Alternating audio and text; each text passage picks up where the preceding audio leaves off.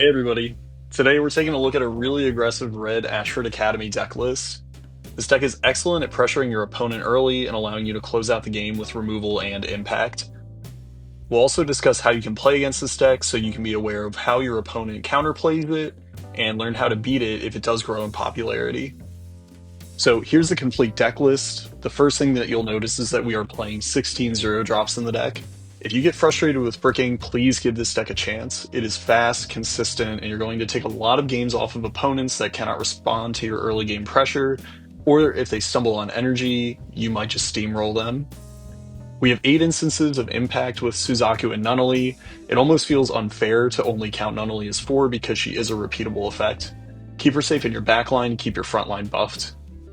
Let's take a closer look at our key cards. Don't rush to play these. In a second, we'll look at our game plan for the opening turns, but I want to highlight that these 3 cards are to help end the game. The first week that I played this, I went 0-3 as I continuously rushed to play Nunnally to my backline. Academy, of course, can be played if our hand allows it early on, but prioritize pushing up aggressively over playing this site out. Keep in mind that if you have 2 or more Academies in play, you can untap the same character multiple times if it came into play that turn. Use this with Nunnally to buff a 2k twice, or buff multiple characters with plus 1000 and impact. If the game state allows it, try to set up playing 2 Suzakus at once by playing the 3-cost Suzaku, which lets you put the 0-cost into play for free, and then with our remaining 2 action points, we can raid both into the Suzaku with impact. The incoming 6 attacks will require your opponent to hit active or special triggers to deal with the onslaught. Here's an overview of our normal early game strategy. We want to push up characters aggressively to make early swings our opponent likely won't be able to defend against. Once they are starting to play characters to the front line, we'll have a wider board to continue getting hits in. In the early turns, we still want to play our characters in the back line to protect them from interaction and allow us to respond to your opponent's counterplay. For example, if they would play a 2500 power character in the front line after we just played our Arthur turn 1, we can leave him in energy until we can make a larger offensive push in a later turn. I want to point out that we only have 12 cards total that are higher than 2000 power in the deck. Sayoko and Callan need to be protected during your game, so you can put them to 4000 power and impact with Nunnally later on. Don't sacrifice these effects or attackers too early on. Otherwise, you'll want to use Millie in addition to Nunnally to buff your 2000 power characters up to 4.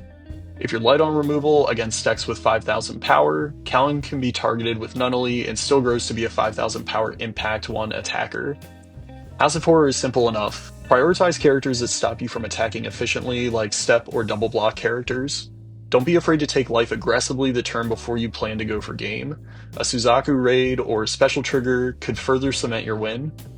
To beat Red Ashford Academy, you'll need to respect their early game pressure. 1-cost 2500 power characters are excellent into this matchup. When going second, you're able to play your 0-cost in energy and follow this up with a 2500 in the front line to cleanly block the 2000 power Arthur or Callan. Your opponent now will have to wait to push this to the front until a later turn, and now you're able to begin making attacks at your opponent. Step allows you to defend yourself in the early turns while still progressing your energy generation for a following turn. Characters with double block help cleanly answer the high number of low power attacks being made.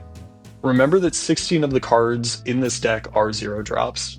Create an early game defense and avoid taking too many hits. It's okay to block early with your own 0 drops as well to preserve your life total if you have a stronger late game. Avoid activating their House of Horror too early in the game by dropping to 4 life. Don't be afraid to play your raid 4k cards without actually using the raid effect as well. Putting a 4k body in the way requires the Ashford player to increase their power of their smaller units either through Millie or Nunnally to actually get through. Don't be afraid to move cards with decent power stats to your front line to preserve early hits. 22 of the cards in the deck are 2000 power or less. 2500s on your own front line will allow you to easily block early hits while still threatening counter swings. So what do we learn today? When you're playing this deck, push up aggressively to pressure your opponent's energy and life total.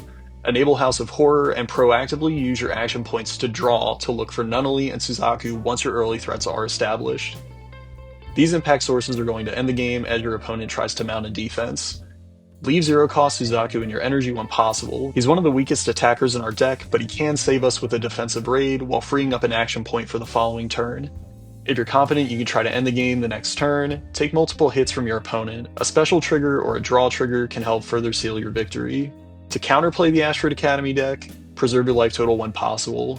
Don't be afraid to play out 4,000 power characters even if you cannot raid them. This deck struggles to get over that threshold, which will give you easy blocks and counter swings. I hope this video was helpful to help you learn to play both with and against the red Ashford Academy deck. Thank you for watching, and please comment any questions or video requests.